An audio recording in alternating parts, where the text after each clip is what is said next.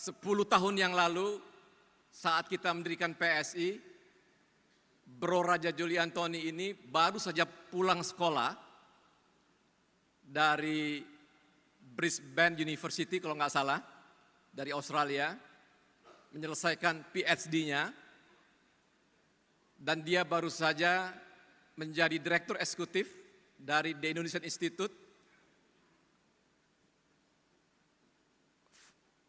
Center for Public Policy Research.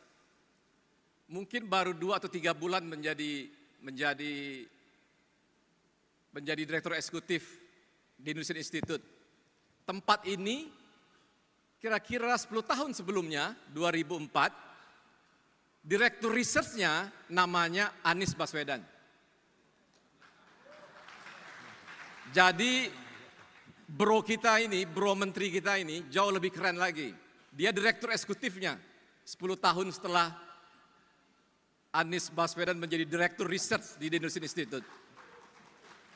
Jadi kalau beberapa bulan yang lalu dia menjadi Menteri Kehutanan, saya rasa biasa-biasa saja. Bukan istimewa, karena yang 10 tahun sebelumnya bisa jadi Gubernur DKI, bisa kemudian menjadi salah satu kontestan calon presiden.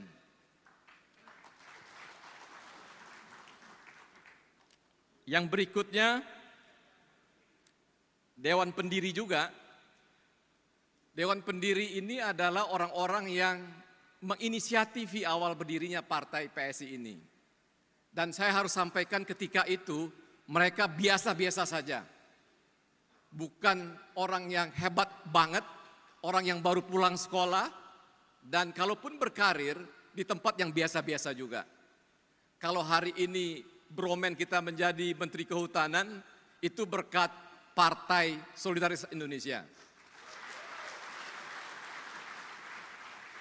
Artinya, siapapun hari ini di ruangan ini yang menjadi bagian dari PSI, punya ruang untuk mencapai itu. Mencapai cita-cita yang tak terbatas.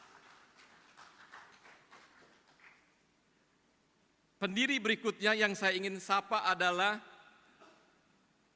5 minoritas bernama Grace Natali.